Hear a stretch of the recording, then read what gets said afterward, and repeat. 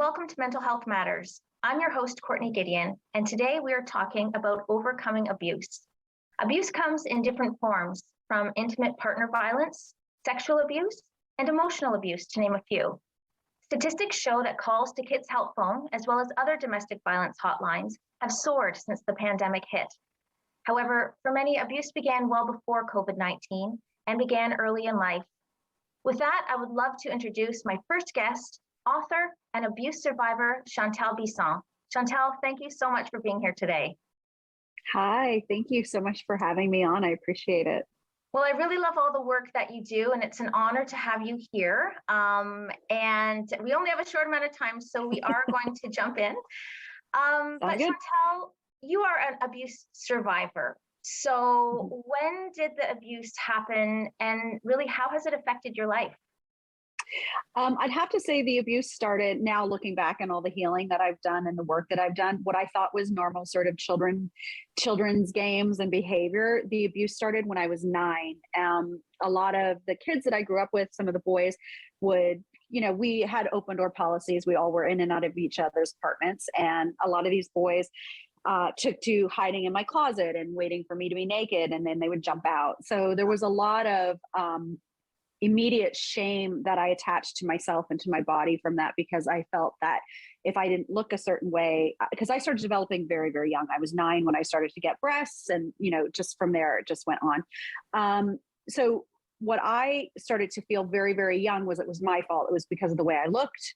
It was because I was too friendly. It was because I was too close to them. It was because I was too nice. So immediately I started to put the blame on myself. I never for once thought that it was, their fault. It was they were behaving the way they were behaving because of how I was. So from that, there was so much shame and guilt that I didn't tell anybody that it started to happen. And then through that, I was then raped when I was 12, and then I was attacked by boys that I went to school with. They came into my apartment, and they also had the idea to rape me. It was just a really, really crazy time of just consecutive sexual abuse and trauma.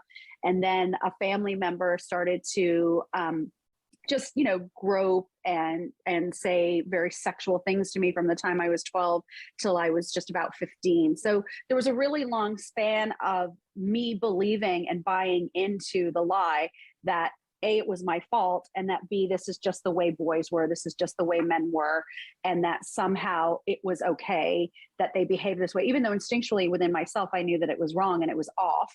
I just became, convinced inside of me that it was on me, and it was something that I was doing to provoke, because none of my other friends were having these situations and having these incidents happen. And they're like, or that, I knew of. I mean, obviously I wasn't talking to anybody about my sexual abuse. So chances are if anybody was going through it themselves, they weren't sharing either.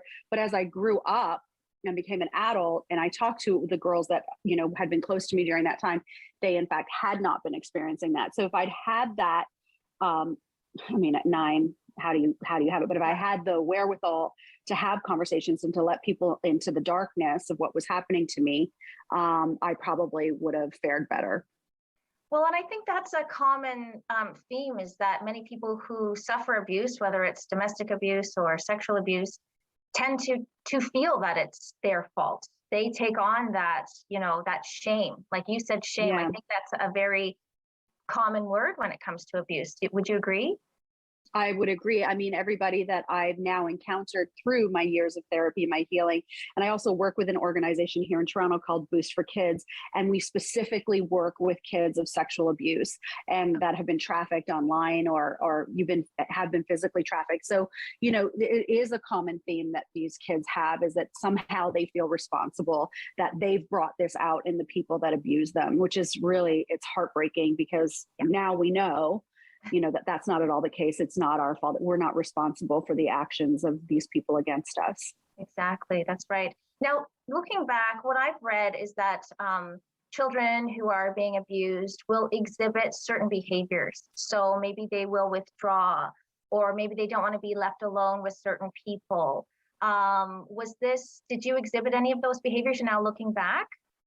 Oh yeah, 100%. I mean, I did the opposite. I became even more extroverted. I dealt with it by being more outward, and putting myself. I was a dancer, I was a performer, I was on stage, and that helped me to release a lot of the energy and a lot of the pain within myself. So I went outward, but I definitely would have to say that you know I going forward, I really understand that, I had a fear of being alone in my house because every attack that happened to me was in the safety of my own home. So when I became an adult, I couldn't figure out, I was a grown up. I had, I don't know why I was so afraid of my house. And then as it came, to me through therapy and through healing, it was, well, because my house was never safe to me.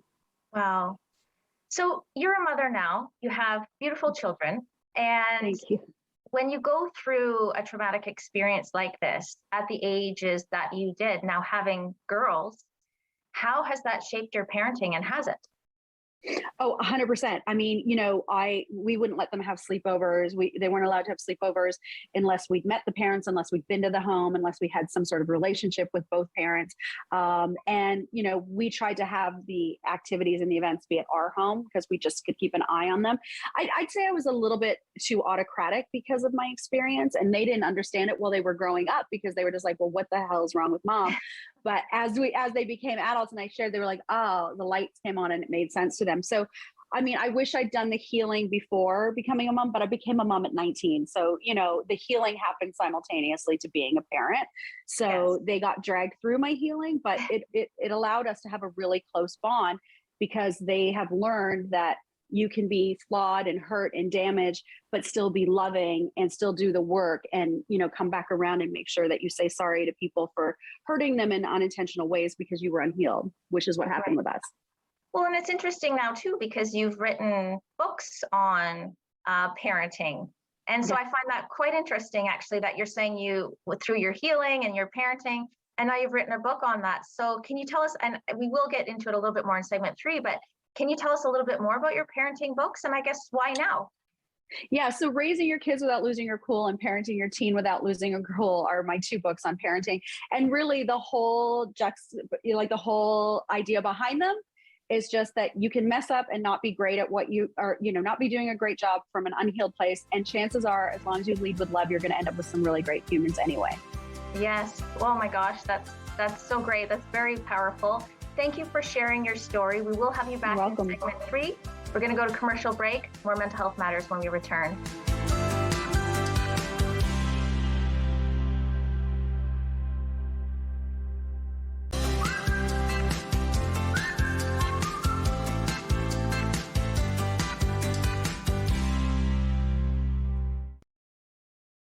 Hello, and welcome back to Mental Health Matters. I'm your host, Courtney Gedeon, and today we are talking about overcoming abuse. I am happy to introduce my next guest, founder of Abuse Hurts Canada, Ellen Campbell. Ellen, welcome to the show. Thank you for having me. So Ellen, as we were mentioning before the show, this is a sensitive topic, but a very important topic. You heard Chantel's story. Her story was about sexual abuse, but there are many other kinds of abuse. What kind of abuse do you see from the people who are coming to Abuse Hurts? Okay, I'd like to comment on Chantel. That was my story. I was 9, sexually abused in my home. So he was telling my story. Well, as you mentioned earlier, emotional abuse, I believe is extremely damaging because people don't realize they're being abused. They're internal wounds that still have the same effect as sexual abuse or physical abuse. There's financial abuse, elder abuse. Any time when a person is discounted as a human being, it's abusive. Right. Yes. So some of these people are coming to your organization and they've experienced all these different types of abuses, perhaps maybe more than one even at the same time, I guess you could say. Yes, well, lots of times emotional abuse is the grooming that goes into physical abuse. And lots of times as a result, there's financial abuse taking place. So yeah, there's a lot of interconnections. Right. So are you still well, is it still mainly women who are the victims of abuse? We are mostly deal with women, but men certainly have been abused and do not get the same attention, I don't believe. It's getting better.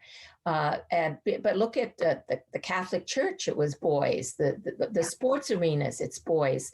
These boys grow up to be fathers and husbands, brothers. And there's actually the first domestic abuse shelter for men that can leave domestic abusive situations with their children. Because what does a man do if his wife is physically abusing him? He can't hit her back, of course, but if he leaves, the children and the dog get it. So there's a whole situation now with men as well. Wow. Well, I mean, it's not, you're not used to hearing that, but I guess, you know, a lot of mental health when it comes to men, they sit a bit more quiet about it, it seems, too, sometimes. They do. They do. They carry the shame, whereas women tend to talk a lot. Really, what we're doing is we're processing, as if you were a therapist. So, yeah, that is a huge difference. And I think also men being a man, just because you're a man, you're ashamed to say that you were weak at one time or perceived weak. Right. That social stigma attached with it, what a man should be, right? Exactly. Mm-hmm. Yeah. So, Ellen, you were saying when we first started that Chantel's story basically was your story. You have been very open about the fact that you are an abuse survivor. Is that why you began Abuse Hurts? Can you tell us a little bit more about how that came to be? Sure. Well, I said I was 9. And then I was raped at 12, and then I was stalked at 15. So I ended up in 3 marriages, 2 abortions, and I ended up in the psych ward, and I was going to kill myself over a period of time. When I got into therapy, I also have a very strong faith, which is a big part of my healing. I just decided that I wanted to do something for one other person. I did own a recovery bookstore at one point, and then it started in my basement, and it's just grown over the years to now we service thousands of women and children and men every year through a lot of it is product distribution. So if a woman's coming out of a shelter or a situation, we can provide her with clothing and housewares and furniture. But then there's a lot around education and awareness and several other programs. But yes, and that was 28 years ago. Oh, and it's just grown. But what it says, I would love to be out of work, Chantel, or Courtney, but I think that it's not getting better, I'm afraid. Right. Well, I think the pandemic has really done a number on things. Maybe it's just made things even worse. But have you seen an increase in people coming to Abuse Hurts throughout the pandemic? There's definitely an increase, but the sad thing is a lot of people are isolated and can't get out of their house from their abuser, including children. So it's a sort of two problems there, but absolutely it's gone up. So for anybody watching who might be in an abusive situation, and, you know, I mean, the pandemic isn't quite over. We're coming hopefully to the end of it, but how would they seek help? How could they reach out? What kind of things could they be doing? Well, we are a referral resource center, so they could certainly reach out to us at abusehurts.ca. We actually refer to Boost. It's a wonderful organization, and of course, Cedar Center up here. So we can help them find, whatever they need, legal help or a shelter. So that's number one, is to please seek help. There's help available, and recovery is 100% possible. I mean, look at Chantel and me. We're a good example that you can not only survive, but thrive.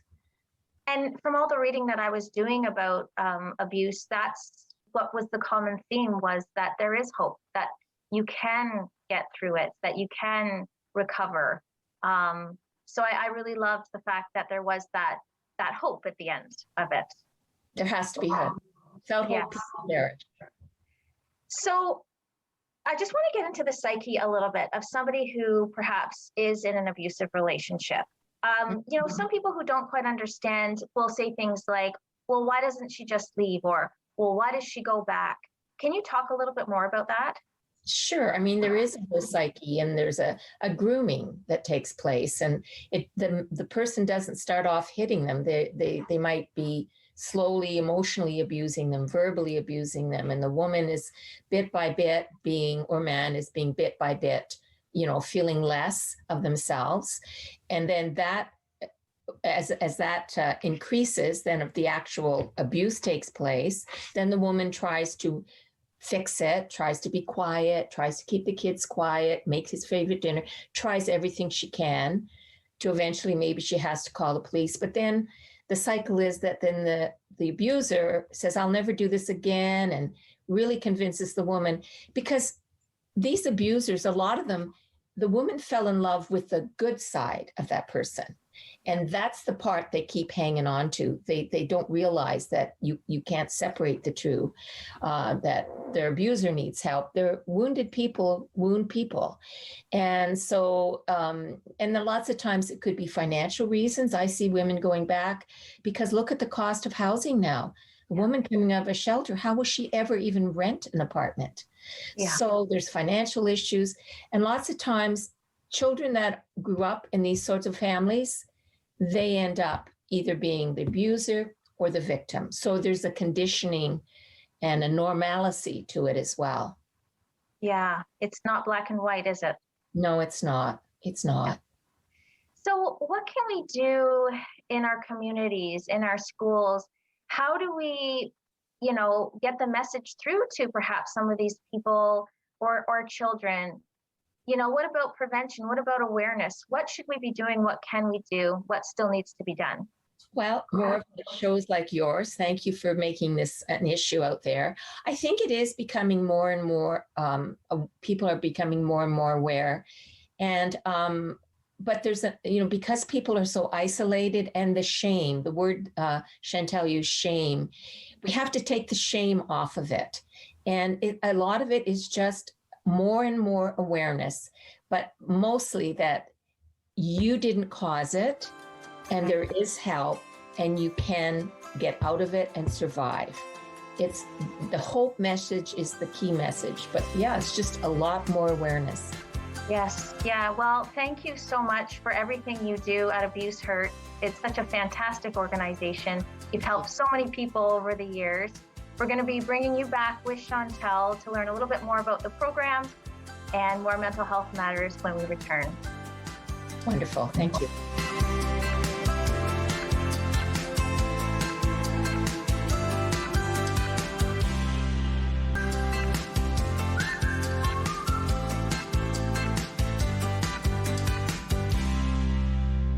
Welcome back to Mental Health Matters. I'm your host, Courtney Gedeon, and today our topic is about overcoming abuse. I am joined by my two wonderful guests, author Chantal Bisson and the founder of Abuse Hurts Canada, Ellen Campbell. Thank you so much, ladies, for joining me today to discuss this very important topic. Thank you. So I just wanted to dive in a little bit more with both of you because you are both abuse survivors and you have both done so much for the cause. And what we were talking about before was that there is hope. So, I always like to end the show with that hope. And so people who are watching, who are at home, is there any words of wisdom that you can provide if they're in an abusive situation? Chantal, I'll start with you. Yeah, I think to what Karen was speaking on is that it's really about acknowledging that the fault is not yours, the blame is not yours, and releasing that shame. What really helped me was starting to talk to friends about it, as I became an adult. So if there's anybody in your circle that doesn't know that you could share with, that has the strength and has the ability to support you and help you find resources like Karen's great work that she's doing. Ellen's great work. I'm thinking Karen Kennedy because we were talking about her at the break at Boost. She's also doing great work at Boost, but that's for people under 18. So I think I would suggest finding a circle and looking into, free resources. There are a lot of free resources to help support you through your trauma and your abuse. Yes, that's excellent advice. There are a lot of great resources, like Abuse Hurts Canada. So, Yeah. Ellen, any other words of wisdom for those watching who might be in an abusive situation? Well, again, I'll just mirror what Chantal has said, that there are, contact us. We can put them in touch with support groups. So much of it is coming out of your isolation. And once you're sitting with a bunch of other women that have gone through the same thing, then you realize you're not the only one. I used to think I was the only one. And so much of it is just group, as Chantal said, getting with other people, not even if it's therapists, it can be friends, your church or your religious organization. Just don't be alone and carry it. It doesn't go away. What you don't work out, you act out. And it comes out in health issues and your own anger issues. And so get with somebody, speak to somebody. Yes, very good advice again. Chantal, I want to quickly touch on the amazing work that you've done with your books. Again, can you tell us a little bit more about that? And also, if somebody is watching and they would like to purchase your books, where can they go? Well, thank you for appreciating the work that I'm doing. I believe not only was I sexually abused, but I lived in an abusive household. My father was an alcoholic. So there was a lot of verbal and physical abuse as well. So it was like the trifecta, right? So the reason why I wrote these books was, like I spoke earlier, it's just that, you don't have to be a perfect parent to be a great parent. So these books are for parents to understand that it's about intention and your motivation and where you're coming from. It's about humility with your children. And then it's also, I look around the world and, our daughters are 32, 30, and 25. And I've noticed this trend in parenting, which is allowing children to not take responsibility for action. And I feel like, we're going to end up with a lot more abuse if we raise people to not understand that every action has a reaction and a consequence. So that's where the books came from. And you can purchase them through my website, chantalbuisson.com. And there you can also sign up with me for mentoring sessions, either if you're a woman trying to get back into the, into a career or to the workforce, or if you're a mom in need of support, or if you're in a relationship and you want some support, you can mentor with me and get my books and my love notes for children and teens and tweens there too. I love your website. I have visited it, and all the mentoring and stuff like that too. I think what a great resource for everybody who could use a little bit of help. So Ellen, we're running out of time, but I do quickly want to touch on Hugham's Hope Memorial. Can you quickly talk about that? Sure. For me, it was the earliest stage of abuse that newborn babies are thrown in the garbage. 2 or 3 newborns a year just in Ontario are found every year. We have buried 13 babies. We have a beautiful funeral plot thanks to Elgin Mills Cemetery, and we have a full service. We name the baby. The baby's name goes on a monument. And I am lobbying the government, and I would love anybody to call the MPP, Christine Elliott, in our area to say, please allow legislation that a woman can take a baby to a hospital and leave it anonymously like they can in the United States. They have the safe haven law and they save thousands of babies. So yes, that's how they could really help. I don't want to bury one more baby. I buried 2 about a month ago, and it's the worst thing you could possibly see is those little white coffins. It's not necessary. And if people want more information on Abuse Hurts Canada, where can they go? Just go to abusehurts.ca. Okay. Ladies, thank you again for joining me today. It's such an important topic. And thank you for watching at home. This is Mental Health Matters. I'm Courtney Gedeon.